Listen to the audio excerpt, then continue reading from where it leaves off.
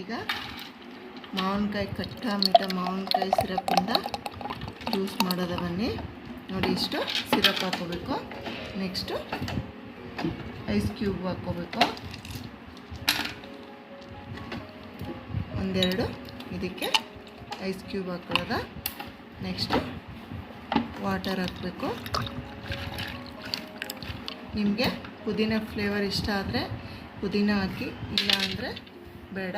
ನೋಡಿ ಈಗ ಕಟ್ಟ ಮೀಠ ಮ್ಯಾಂಗೋ ಫ್ಲೇವರ್ದು ಮಾವಿನಕಾಯ್ದು ಜ್ಯೂಸು ರೆಡಿ ಇದೆ. ಕುಡಿಯೋಕ್ಕೆ ತುಂಬಾ ಟೇಸ್ಟಿಯಾಗಿರುತ್ತೆ. ಮತ್ತು ಈ ಬೇಸಿಗೆ ಟೈಮಲ್ಲಿ ಊಟ ಅದು ಜಾಸ್ತಿ ಸೇರಲ್ಲ, ಈ ರೀತಿ ಜ್ಯೂಸೇ ಕೇಳುತ್ತೆ. ನೋಡಿ ಈಗ ಮಾವಿನಕಾಯಿ ಜ್ಯೂಸು ರೆಡಿ ಇದೆ.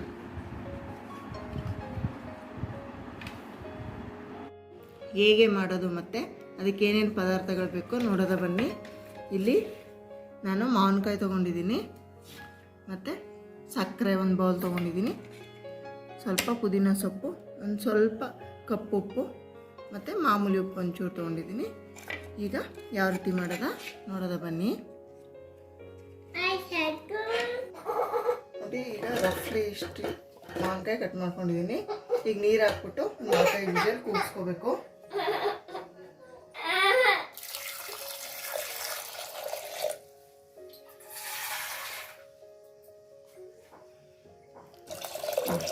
ಇದನ್ನ ಈಗ ಒಂದು 4 ವಿಷಲು ಕೂಗಿಸ್ಕೊಳ್ಳೋದ. ನೋಡಿ ಈಗ 4 ವಿಷಲ್ ಕೂಗಿದೆ, ಕುಕ್ಕರ್ ತಣ್ಣಗಾಗಿದೆ. ಓಪನ್ ಮಾಡ್ಕೊತಿದ್ದೀನಿ.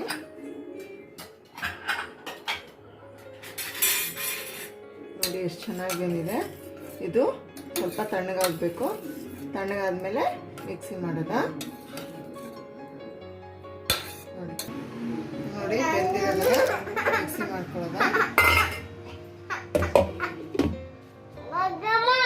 ನೋಡಿ ಈಗ ಗ್ರೈಂಡ್ ಮಾಡ್ಕೊಂಡಿದ್ದೀನಿ. ನೆಕ್ಸ್ಟ್ ಏನು ಮಾಡೋದ ಅಂತ ನೋಡೋದ ಬನ್ನಿ. ಈಗ ನೆಕ್ಸ್ಟ್ ಇದನ್ನ ಸೋಸ್ಕೊಳ್ಳೋದ. ಮಧ್ಯ ಮಧ್ಯ ಒಂದು ಇದು ಸಿಗುತ್ತೆ, ಮಧ್ಯ ಮಧ್ಯ ಸಿಕ್ಕೋದು ಅಂತ ನೀಟಾಗಿ ಈ ರೀತಿ ಸೋಸ್ಕೊಳ್ಳೋದ. ನೋಡಿ ಟೇಸ್ಟು ತುಂಬಾ ಚೆನ್ನಾಗಿರುತ್ತೆ. ಕಟ್ಟ ಮೀಠ ಮಾವಿನಕಾಯಿ ಸೀಸನ್ ಆದ್ದರಿಂದ ಮಾವಿನಕಾಯಿ ಈ ರೀತಿ ಮಾಡ್ಕೊಳ್ಳಿ.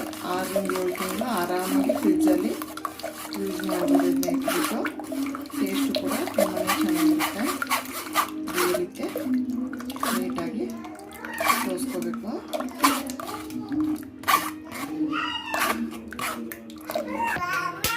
ನೆಕ್ಸ್ಟು ಸೋಸ್ಕೊಂಡಿರೋದನ್ನ ಮತ್ತೆ ಒಲೆ ಮೇಲೆ ಇಟ್ಕೋಬೇಕು. ಈಗ ಒಂದೇ 5 ನಿಮಿಷ ಚೆನ್ನಾಗಿ ಕುದಿಸ್ಬೇಕಾಗುತ್ತೆ. ನೋಡಿ ಎಷ್ಟು ಚೆನ್ನಾಗಿ ಈ ರೀತಿ ಸೋಸ್ಕೊಂಡು ಮಿಕ್ಸಿ ಮಾಡ್ಕೋಬೇಕು. ನೋಡಿ ಈಗ ಅದು ಕುದೀಲಿ. ನೆಕ್ಸ್ಟು ಅದಕ್ಕೆ ಏನು ಮಾಡೋದು ಅಂತ ನೋಡೋದ. ನೋಡಿ ಕುದಿ ಬರ್ತಾ ಇದೆ. ಈಗ ಇದಕ್ಕೆ ಸಕ್ಕರೆ ಮಿಕ್ಸ್ ಮಾಡ್ಕೋಬೇಕು.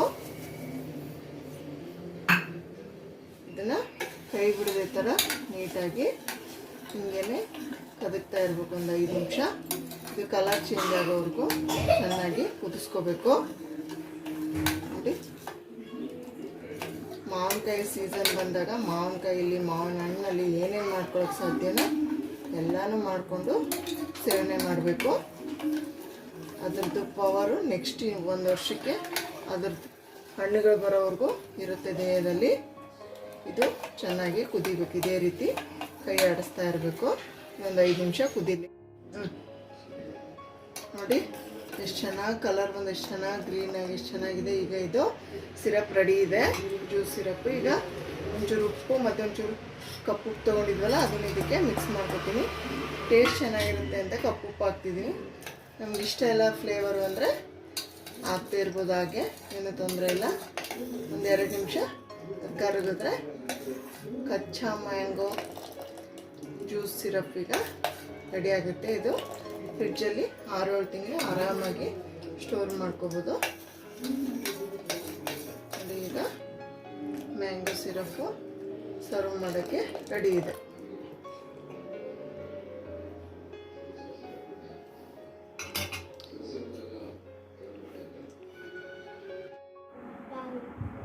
ನೋಡಿ ಈಗ ಟೇಸ್ಟಿಯಾದ ಕಟ್ಟ ಮೀಠ ಮಾವಿನಕಾಯಿ ಜ್ಯೂಸ್ ಸಿರಪ್ ಈಗ ರೆಡಿ ಇದೆ ಸ್ಟೋರ್ ಮಾಡ್ಕೊಳ್ಳೋಕ್ಕೆ.